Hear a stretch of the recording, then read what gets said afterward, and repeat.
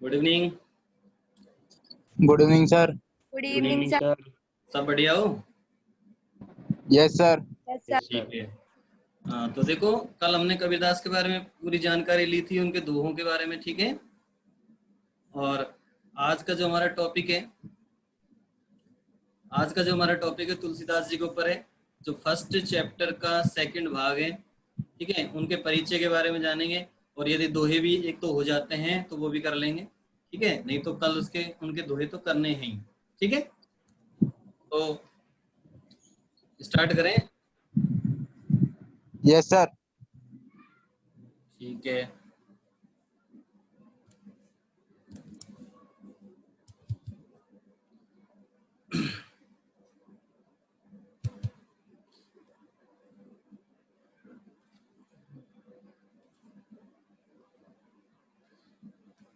कल का कोई दिक्कत थोड़ी थी कल के में।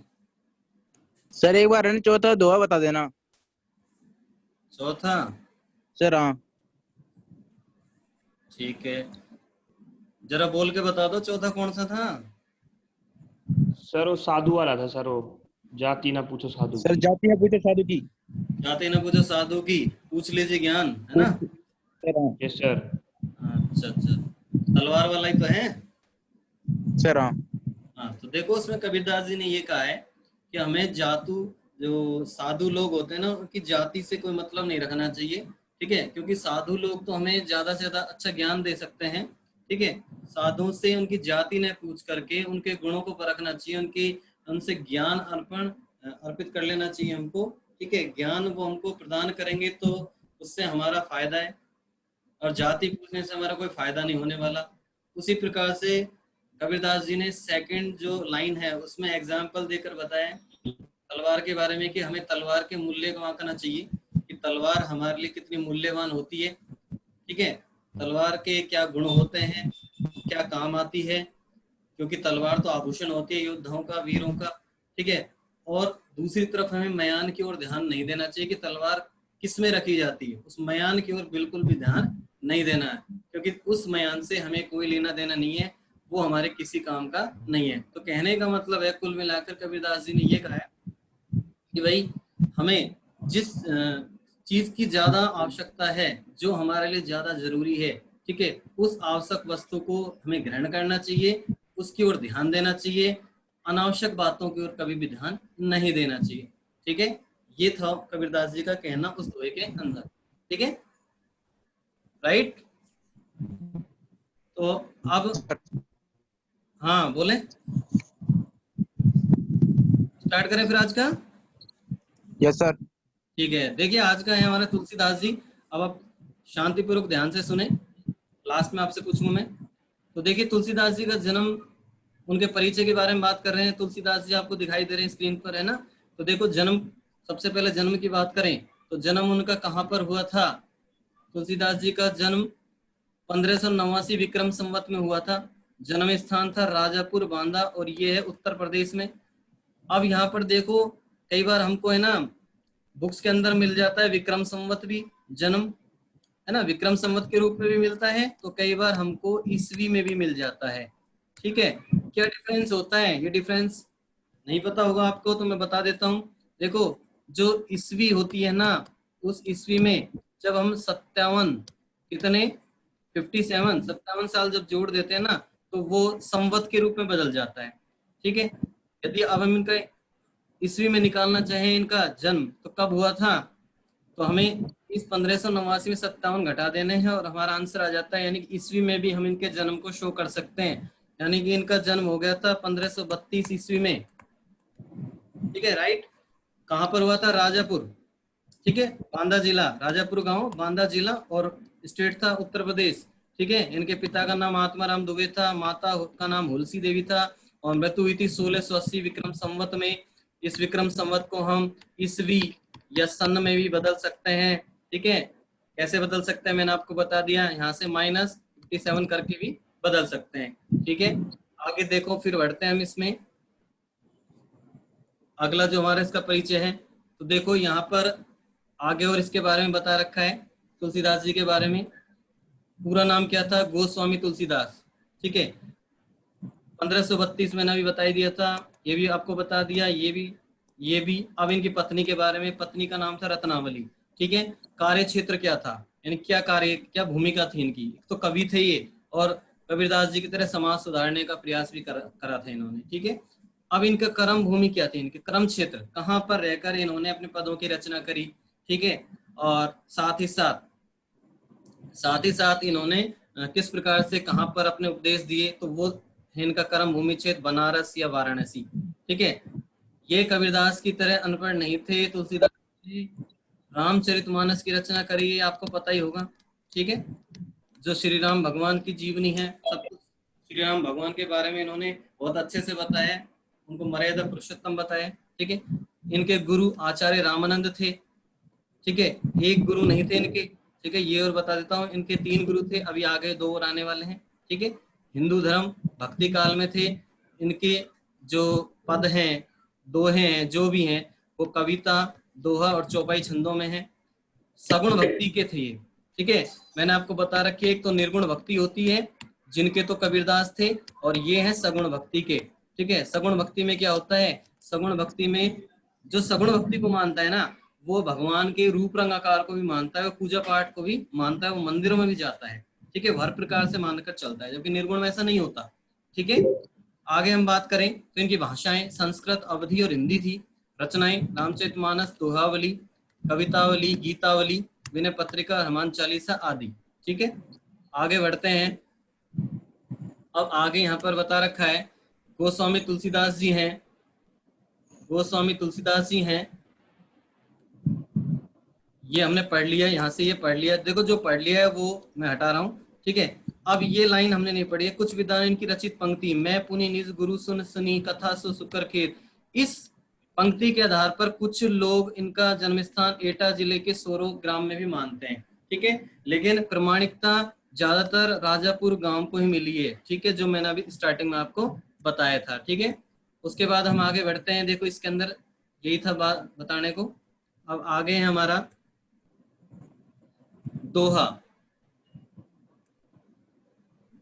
दोहे से पहले यहाँ पर आए इस वाले पर, तो देखो यहाँ पर तुलसीदास जी के बारे में एक बात बता रखी है। देखो, विद्वानों का मत है कि इनके माता पिता ने बाल्यकाल में इनको त्याग कर दिया था। अब त्याग क्यों कर दिया, मैं बताता हूँ, इसमें लिख नहीं रहा है। त्याग इसलिए कर दिया था कि देखो, जो तुलसीदास जी है ना, ये अभुक्त नक्षत्र होता है एक, उसमें ये पैदा हुए थे। और साथ ही साथ वैसे तो बच्चा तो गर्भ के अंदर 9 महीने तक रहता है, लेकिन ये 12 महीने तक रहे थे भाई। ठीक है, यानी इनका जन्म 1 साल में हुआ था, 1 साल के पश्चात इनका जन्म हुआ था। ठीक है, और जब ये निकले थे, यानी कि जब इनका जन्म हो गया था, तब ये दांतों सहित, यानी दांत लेकर आए थे। जब इनका जन्म हो गया था तो इनके दांत थे ऑलरेडी, यानी कि जब जन्म हुआ तभी दांत थे। तो सभी को आश्चर्य हुआ इस बात पर, इनके माँ और इनके पिता को भी हुआ। माता दूसरे दिन ही चल बसी थी, जिसके कारण से उनकी तो बात ही नहीं कर रहे हम यहाँ पर। ठीक है, पिता को बहुत आश्चर्य हुआ। पिता ने क्या कर दिया, पिता ने इनका पालन पोषण किसी और को थमा दिया। और किसको थमा दिया, एक थी चुनिया नामक दासी थी, चुनिया नामक दासी थी। और इनके पिता आत्माराम ने चुनिया दासी से कहा कि भाई इसका पालन करो, मुझे नहीं करना। ठीक है, अर्थात इनका त्याग कर दिया। और एक बात इनके संदर्भ में आती है कि तुलसीदास के बचपन का नाम राम बोला था। क्या था भाई, राम बोला। राम बोला क्यों रखा गया, क्योंकि जब ये जन्म लिया इन्होंने, तो सबसे पहले स्टार्टिंग वर्ड इनके मुंह से राम ही निकला था, तो सभी ने इनका नाम राम बोला रख दिया। बाद में इनका नाम तुलसीदास पड़ा था इनके गुरु के सानिध्य में आने के पश्चात। ठीक है, अब देखो, जब इनका पालन पोषण चुनिया नामक दासी ने कर लिया, तो उसके बाद एक बाबा नरहरि दास के पास संरक्षण हुआ था इनका। यानी चुनिया दासी से बाबा नरहरि दास के पास पहुंचे, उनके संरक्षण में, देख रेख में ये इन्होंने भक्ति और ज्ञान की विद्या अर्जित कर ली। ठीक है, और फिर वापस ये अपने राजापुर गांव में आ गए, और जहां इनका विवाह हुआ 29 वर्ष की उम्र में विवाह हुआ था इनका, 29 वर्ष की उम्र में। ध्यान से पढ़ना इसको। ठीक है, कौन था, दीनबंधु पाठक था, और उनकी एक सुंदर कन्या थी रत्नावली। ये रत्नावली ही थी, अर्थात इनकी जो पत्नी थी ना रत्नावली, इसी की वजह से ये श्री राम भक्ति में लगे थे। इन्होंने अपने पदों की, अपने दोहों की, अपने दोहा चौपाइयों की, छंदों की रचना करी थी। अगर रत्नावली नहीं होती तो शायद आज हम इनके बारे में नहीं पढ़ रहे होते। कैसे, इसके बारे में भी बताते हैं आपको। चलो, अब इनकी पत्नी थी। अब इनकी पत्नी को ये बहुत अधिक प्रेम करते थे। देखो, इनकी शादी तो हो गई थी, लेकिन अपन बोलते हैं ना गांव की भाषा में कि गोणा, जो गोणा नहीं हो पाया था इनका, ठीक है। अर्थात इनकी पत्नी अपने मायके में रहती थी, तो जिसके कारण से अपनी पत्नी को बहुत ज्यादा प्रेम करते थे। और पत्नी से मिलने के लिए एक बार ये यमुना नदी को पार करके चले जाते हैं। और यमुना नदी को पार करके जब पत्नी के पास पहुंचते हैं तो पत्नी उस बात से बहुत नाराज हो जाती है। और नाराज होने के बाद इनको एक पंक्तियां बोलती है, कुछ दोहे बोलती है, कुछ दोहे बोलती है इनको। और उस दोहे से इनके मन में ग्लानि से उत्पन्न हो जाती है और ये श्री राम की भक्ति में लग जाते हैं। और फिर उसके बाद तो ये पत्नी को ही भूल जाते हैं। यानी जहां पत्नी से इतना प्रेम था, फिर वो पत्नी भी याद नहीं रहती इनको, फिर तो इनको श्री राम भगवान ही दिखाई देते हैं। अब वो दोहा क्या था, अब वो दोहा हम चर्चा करने वाले हैं। जब ये यमुना नदी पार करके अपने ससुराल पहुंचे थे तो इनकी पत्नी इनसे नाराज हो गई और उन्होंने क्या कहा कि अस्थि चर्म, ध्यान से सुने, अस्थि चर्म में देह यह तासो ऐसी प्रीति, नेकू जो होती राम से तो काहे भव भीत। ठीक है, रत्नावली ने इनको ताने मारकर कहा कि भाई अस्थि चर्म में, कि अस्थि और चर्म यानी शरीर के अंदर, इस देह के अंदर, इन अस्थियों के अंदर, ठीक है, आपको इतनी प्रीति क्यों है, इतना प्रेम भाव क्यों छिपा हुआ है, आपके शरीर से इतना प्रेम भाव क्यों रखते हैं। अगर इतना ही प्रेम भाव में से अगर थोड़ा सा, नेकू का मतलब थोड़ा सा भी अगर राम से होता तो अब तक किसी भी प्रकार की आपको भवभीति नहीं होती, किसी प्रकार का आपको डर नहीं होता। ठीक है, तो आपकी भक्ति भी एक अपूर्व भक्ति होती, आप भी संसार में श्री राम के अनन्य भक्त कहलाते। अब ये बातें जब उसको बोली तो उसको बहुत ही बुरा लगा अपनी पत्नी के मुख से ऐसी बातें सुन करके, और ये दोहा सुन करके पत्नी का त्याग कर देते हैं वो, और गांव से चले गए और फिर बन गए साधु। नहीं तो इस दोहे से पहले तक तो वो क्या थे, वो तो अपनी पत्नी से ही प्रेम करते थे, बस उसी के सपने दिन रात देखते रहते थे। लेकिन इस दोहे के बाद वो साधु बन गए, और साधु बनने के बाद उन्होंने भगवान राम की कथा सुनाने लगे लोगों को। ठीक है, और भगवान राम की कथा सुनाते सुनाते 1582 ईस्वी में उन्होंने श्री रामचरितमानस का लिखना प्रारंभ कर दिया, और 2 वर्ष 7 महीने और 26 दिन में ये ग्रंथ संपन्न हो गया। ध्यान रखना, कब कब पूरा समय चक्र याद रखना। रामचरितमानस कब लिखी गई, 1582 से स्टार्टिंग है इसकी। ठीक है, और 1582 में स्टार्ट हुई और 2 वर्ष लगे, साथ ही साथ 7 महीने भी लगे, और 26 दिन और लग गए रामचरितमानस को पूरा करने में इनको। ठीक है, इसके बाद आगे बढ़ते हैं। ठीक है, आगे क्या बताया गया इसमें देखो। अब आगे क्या है इसमें देखो, तुलसीदास जी ने रामचरित जो मानस था, रामचरित जो मानस था उसका बहुत वर्णन किया। ये हिंदी साहित्य की एक महान विभूति है, हिंदी साहित्य की एक महान विभूति है। ठीक है, और भक्ति भावना का सर्वाधिक समावेश इसमें मिलता है। ठीक है, इसमें किसी प्रकार का कोई संकोच भी नहीं है कि राम भक्ति शाखा के एक प्रमुख कवि थे। ठीक है, रचनाओं की बात करें तो भक्ति काल के एक विख्यात कवि थे और प्रभु श्री राम के दीवाने थे, और इनका सबसे प्रसिद्ध ग्रंथ रामचरितमानस ही है।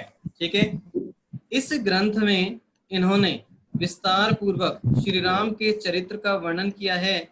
तुलसी के राम में शक्ति, शील और सौंदर्य तीनों गुणों का अश्रुपूर्ण समावेश मिलता है। वेरी इंपॉर्टेंट लाइन है, हमको परिचय में लिखनी है। तुलसी के राम में शक्ति, शील और सौंदर्य तीनों गुणों का अश्रुपूर्ण समावेश मिलता है। अश्रुपूर्ण का मतलब होता है आंसुओं से परिपूर्ण। ठीक है, और इनकी जो रचनाएं हैं प्रमुख रूप से अवधी भाषा में है, ब्रज भाषा में भी है कुछ रचनाएं, लेकिन इनकी प्रमुख जो भाषा है ना, मुख्य जो भाषा, वो अवधी है। ठीक है, यहाँ तक आप अच्छे से समझ लें। ठीक है, आपको इंपॉर्टेंट लाइन लगती है उसको आप नोट भी करते चलें। ठीक है, बाद में भी कर सकते हैं हम। उसके बाद हम आगे बढ़ते हैं। अब इसके बाद देखो, अब इनके गुरुओं की बात चल रही थी, रामानंद की बात करी, उसके बाद कौन आ गए थे हमारे नरहरिदास। और अब देखो उसके बाद काशी के एक विद्वान थे शेष सनातन। शेष सनातन से इन्होंने तुलसीदास ने वेद वेदांग का ज्ञान प्राप्त किया था। वेद वेदांग का ज्ञान प्राप्त किया था और अनेक तीर्थों का भ्रमण करते हुए श्री राम के पावन चरित्र का गुणगान करने लगे थे। ठीक है, कौन? तुलसीदास जी। ठीक है, इनका सर्वाधिक समय काशी, अयोध्या और चित्रकूट में व्यतीत हुआ था, लेकिन अंतिम समय में काशी में आ गए थे और 1623 ईस्वी, ठीक है, इनकी मृत्यु हो गई और राम कहते हुए काशी के 80 घाट पर परमात्मा में विलीन हो गए थे। ठीक है, इसके बाद इसमें और क्या है, इनके परिचय में और थोड़ी जानकारी ले लेते हैं इनकी रचनाओं के बारे में। इनकी रचनाओं में क्या बताया गया है, तो देखो रामचरितमानस की बात करें, एग्जाम में क्वेश्चन को रामचरितमानस के बारे में तो लिखो, ये एक प्रसिद्ध ग्रंथ है। ये दोहा और चौपाई के माध्यम से राम के समस्त जीवन दर्शन को बताया गया है इसमें, और इसकी भाषा अवधी है। गीतावली इनकी दूसरी रचना, इसमें ब्रजभाषा से रचित है। ठीक है, और ये पद रचना है। ठीक है, और इसमें मानव जीवन को प्रेम पूर्वक कल्याण हेतु निहित अर्थ करते हैं, यानी मानव जीवन को प्रेम पूर्वक कल्याण हेतु इसमें बताया गया है, उनके कल्याण की बात की गई है। ठीक है, अन्य ग्रंथों की हम बात करें तो देखो इनके जानकी मंगल, पार्वती मंगल, रामलला नहचु, रामाज्ञा प्रश्न, बरवे रामायण, वैराग्य संदीपनी, कृष्ण गीतावली, दोहावली, कवितावली तथा यहाँ पर, हाँ बस देखिए इतनी ही रचनाएं। इन रचनाओं को हमको सबको याद नहीं करनी, एक बात ध्यान रखना। ठीक है, इनमें से आप 4 से 5 रचनाएं, ये 4 रचनाएं आप याद कर सकते हैं। ठीक है, ज्यादा हमको नहीं लिखनी है और नहीं हमें ध्यान रखनी है, इस बात को समझना। ठीक है, उसके बाद देखिए अब हमारे यहाँ मुख्य टॉपिक पर आ जाते हैं जो आपकी बुक में भी है। ठीक है, जो बुक में परिचय दे रखा है उस पर आ गए हैं। ठीक है, उस परिचय के बारे में और चर्चा कर लेते हैं थोड़ी सी, उसके बाद फिर हमारे दोहों पर हम आ जाएंगे। ठीक है, सबसे पहले बात वही है जन्म। आपको जब आप परिचय नोट डाउन करेंगे, परिचय लिखेंगे ना, तो सबसे पहले जन्म के बारे में ही पंक्ति होनी चाहिए। ठीक है, कि इनका जन्म 1532 ईस्वी में, ठीक है, राजापुर गांव, बांदा जिला, उत्तर प्रदेश में हुआ था। इस प्रकार से फर्स्ट लाइन होगी इनकी। ठीक है, इस प्रकार से इनकी फर्स्ट लाइन होगी। उसके बाद अब ये लाइन देखो यहाँ पर भी दे रखी है, अच्छे से लिख देना। अब इसके बाद क्या लिखना है, इनका जो बचपन था बहुत ही कष्ट के दौर से गुजरा था। कष्ट के दौर से क्यों गुजरा, ये बात आप जानते हैं। ठीक है, कि अभुक्त नक्षत्र में पैदा हुए थे जब दांत साथ लेकर चले थे भैया। ठीक है, इनके जन्म के 2 दिन बाद इनकी माता चल बसी। पिता ने इनको एक तरीके से मतलब बेकार माना या मनहूस माना, इस तरीके से हम कह सकते हैं।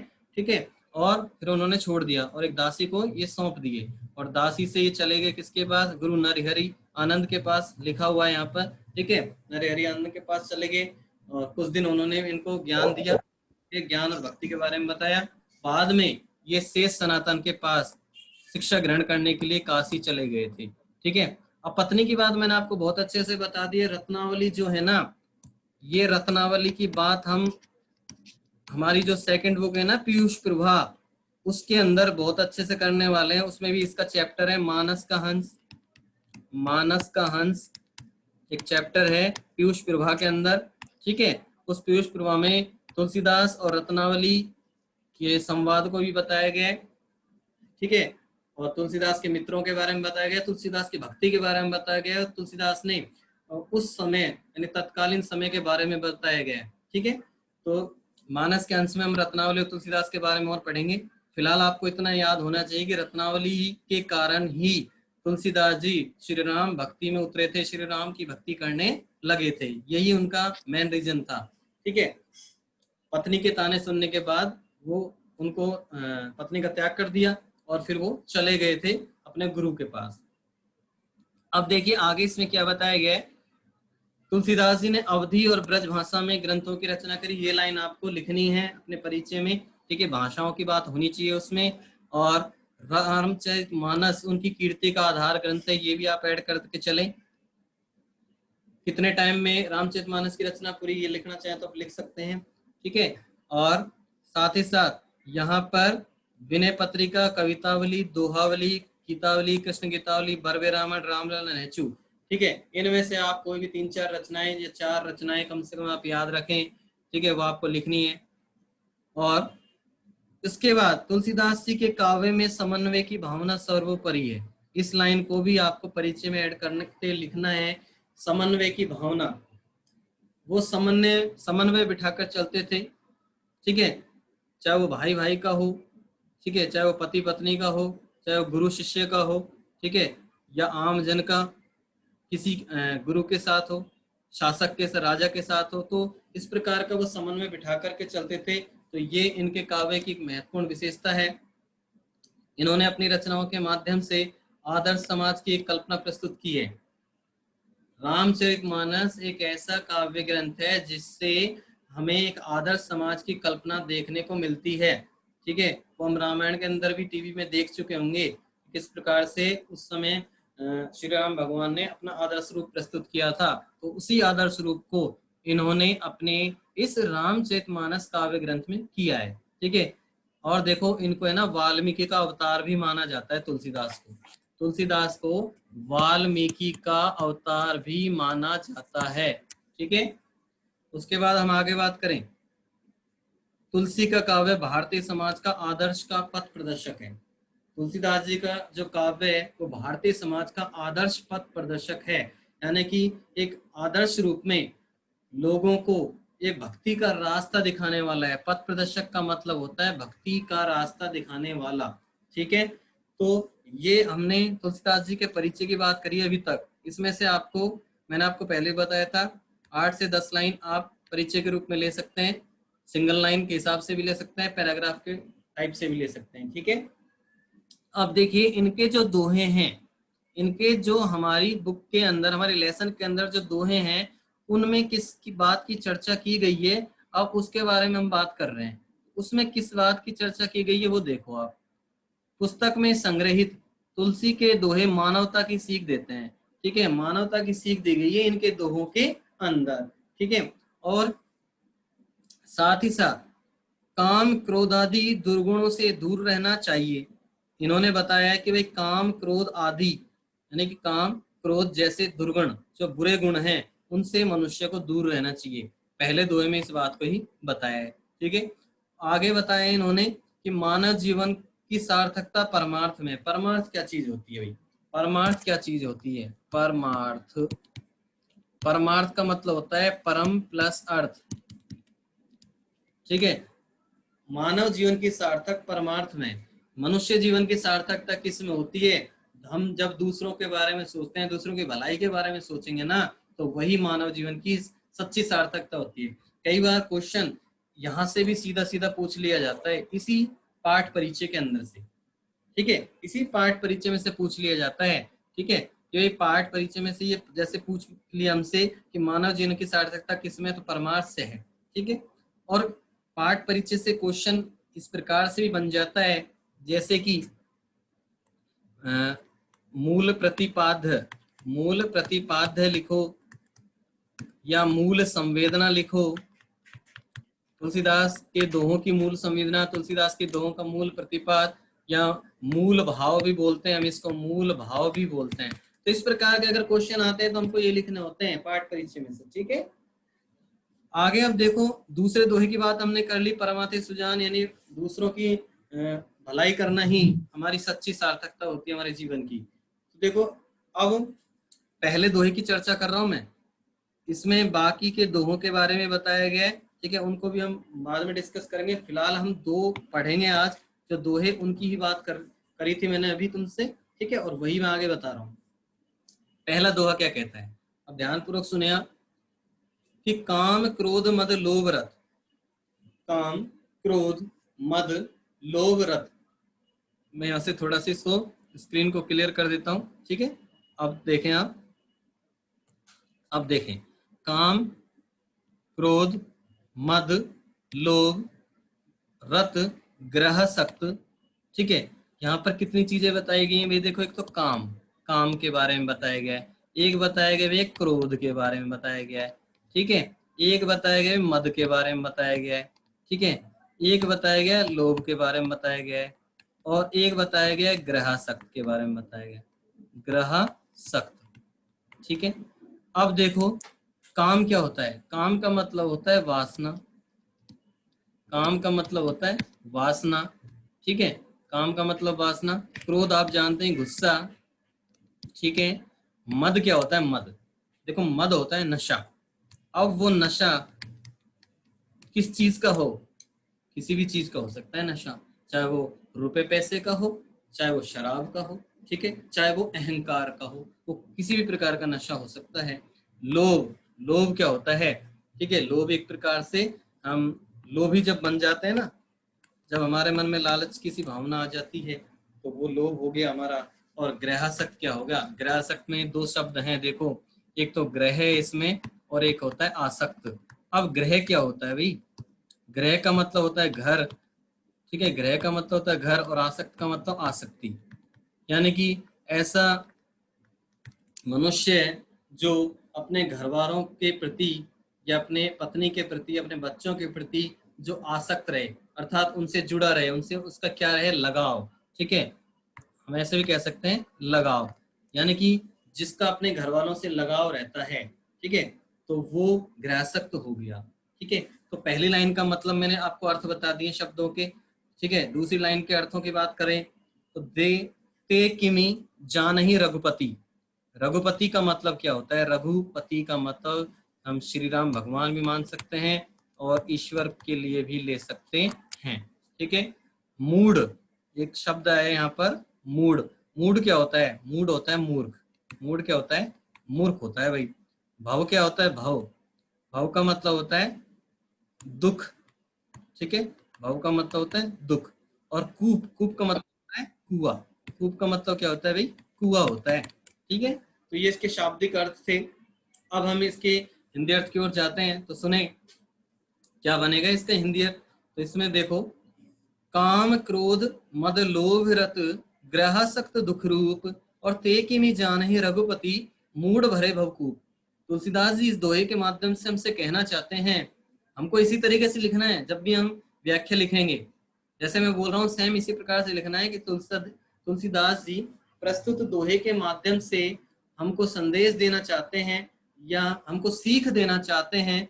वो हमसे कहना चाहते हैं कि काम क्रोध मद अर्थात नशा, लोभ, ठीक है, और ग्रहासक्त यानी घर वालों के प्रति लगाव, रत, रत का मतलब लगे रहना। जो भी व्यक्ति इन कितने तत्व हो गए, कितनी बातें हो गई, काम क्रोध मद लोभ ग्रह, यानी पांच, जो इन पांच चीजों के पीछे भागता है, जो इन पांच चीजों के पीछे भागता है ना मनुष्य, तो दुख रूप, तो वो दुख रूपी कारण के पीछे भाग रहा होता है। दुख रूप का मतलब दुख रूपी कारण, अर्थात वो किसको बुलावा दे रहा है, दुख को बुलावा दे रहा है। जो भी मनुष्य इन पांच चीजों के पीछे भागता है, इन पांच तत्वों के पीछे भागता है, तो वो किसको बुलावा दे रहा है भाई, वो बुलावा दे रहा है साक्षात दुखों को, कि आओ साहब और मेरे हृदय में, मेरे मन में निवास करो। तो ध्यान रखना, एग्जाम में सीधा सीधा यहीं से क्वेश्चन पूछ लिया जाता है कि भाई ये पहली लाइन में से क्वेश्चन बना के पूछ लेगा हमसे, ठीक है, और कह देगा कि तुलसीदास जी ने दुख के रूप या दुख के कारण किन्हें बताया है या कौन कौन बताए हैं। ठीक है, या दुख के कारण कौन कौन से हैं, तो आपको इन पांचों का नाम लिखना है, काम क्रोध मद अर्थात नशा, लोभ और घर वालों के प्रति लगाव या आसक्ति भी बोल सकते हैं हम इसको। ठीक है, ये हमारा आंसर होगा। अब दूसरी लाइन पर आते हैं, तो दूसरी लाइन हमसे क्या कहना चाहती है। दूसरी लाइन कह रही है कि ते किमि जानहि रघुपति मूढ़ भरे भवकूप। अब जो मनुष्य इन पांचों में फंस जाए, जो मनुष्य इन पांचों तत्वों में फंस जाए, इन पांचों चीजों में फंस जाए ना, तो ते किमि जाने रघुपति, तो वो रघुपति को यानी श्री राम भगवान को या ईश्वर को कभी जानता नहीं है। ठीक है, वो जान ही नहीं पाएगा उनको कभी भी। ठीक है, कहाँ से जान पाएगा भाई, जब उसके अंदर वासनाएं आ जाएंगी। वासनाएं क्या होती है, किसी स्त्री के प्रति गलत भाव रखना। ठीक है, क्रोध क्या होता है, गुस्सा, बात बात पर गुस्सा हो जाना। ठीक है, बोलते हैं ना नाक पे गुस्सा रखे रहना, तो वो हालत हो जाती है मनुष्य की। मद नशा, दिन रात बस या तो शराब का नशा हो, या जिसके पास ज्यादा पैसे आ जाए तो उसको भी एक नशा हो जाता है, घमंड हो जाता है। लोभी इंसान बन जाए, बहुत लालची किस्म का, ठीक है, घर वालों से लगाव रख ले ज्यादा। तो ये सभी जब किसी मनुष्य के हृदय में निवास करते हैं ना तत्व, तो फिर क्या होता है, वो मनुष्य भगवान को भूल जाता है, उसके मन में रघुपति की कोई बात ही नहीं होती, ईश्वर की कोई बात ही नहीं होती। और फिर उसका अंत क्या होता है देखो, वो भगवान की भक्ति करना भूल जाता है और अंत में क्या होता है, मूड भरे भवकूप। और वो मूड, मूड का मतलब मूर्ख कहलाता है, वो मूर्ख कहलाता है। और भवकूप, भवकूप का मतलब होता है दुख रूपी कुआं। रूपक अलंकार है यहाँ पर, ध्यान रखना। वैसे तो अलंकार हम बाद में लिखेंगे, फिर भी बता देता हूँ आपको, इसमें रूपक अलंकार दुख रूपी कुआं। और वह दुख रूपी कुएं में चला जाता है, यानी कि उसका अंतिम क्षण क्या होगा, उसका अंत कैसे होने वाला है उस इंसान का जो इनमें फंस गया, वो दुख रूपी कुएं में गिर जाता है। और ऐसा कुआं जिससे वो कभी उबर नहीं सकता, कभी बाहर नहीं निकल सकता, अर्थात उसका अंत बहुत ही भयानक होने वाला है। तो यहाँ पर तुलसीदास जी ने प्रस्तुत दोहे के अंदर इन 5 तत्वों की बात की है। ठीक है, क्लियर है यहाँ तक सभी को? क्लियर है?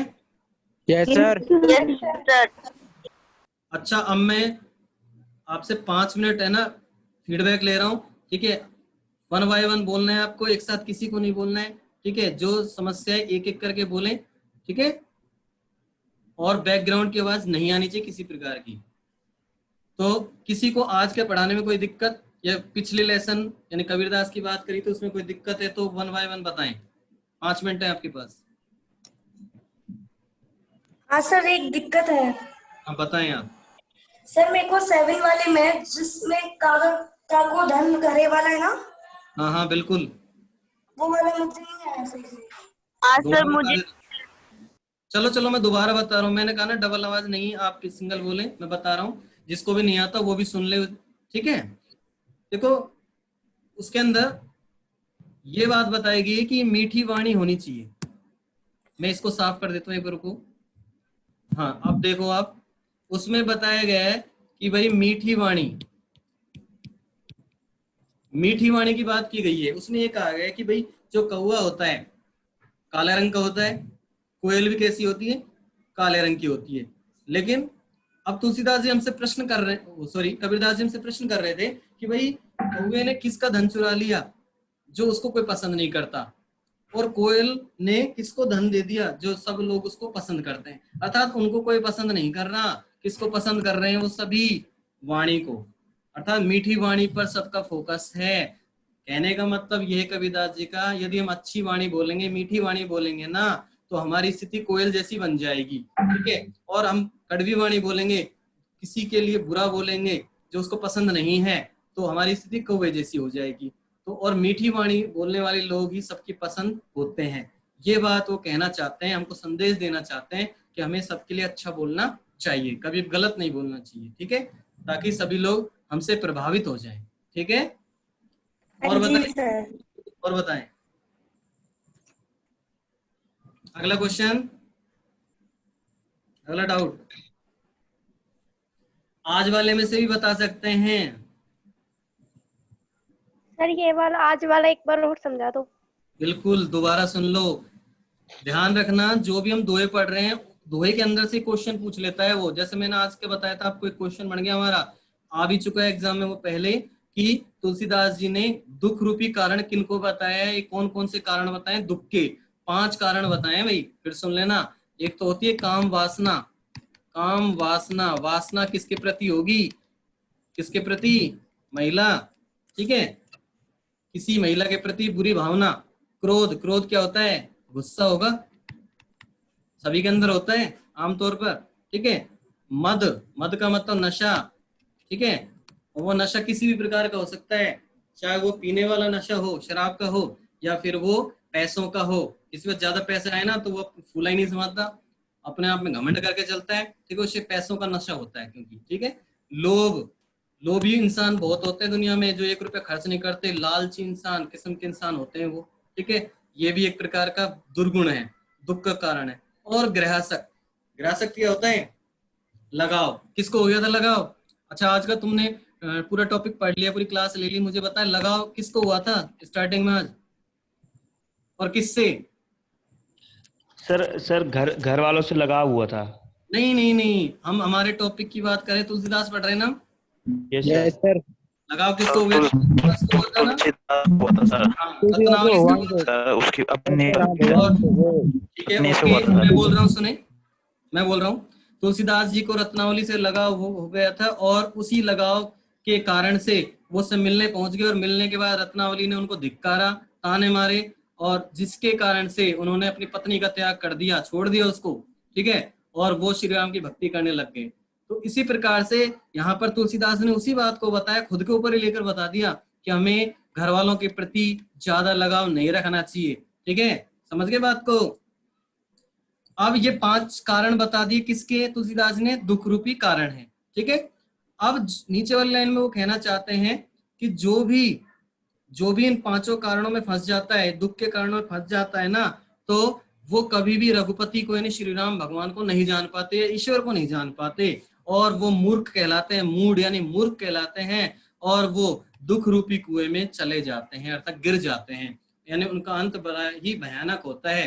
ठीक है, उनकी मृत्यु बहुत ही बेकार होती है, क्योंकि भगवान की भक्ति वो नहीं कर पाते पूरी जिंदगी भर, और इन 5 चीजों के पीछे भागते रहते हैं।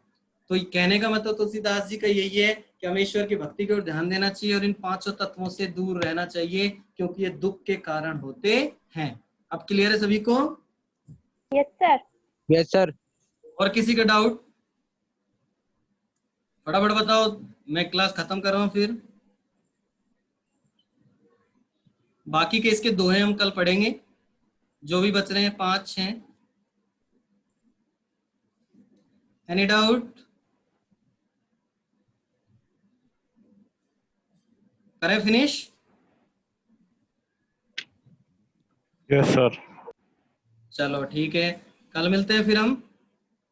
ठीक है, ओके बाय।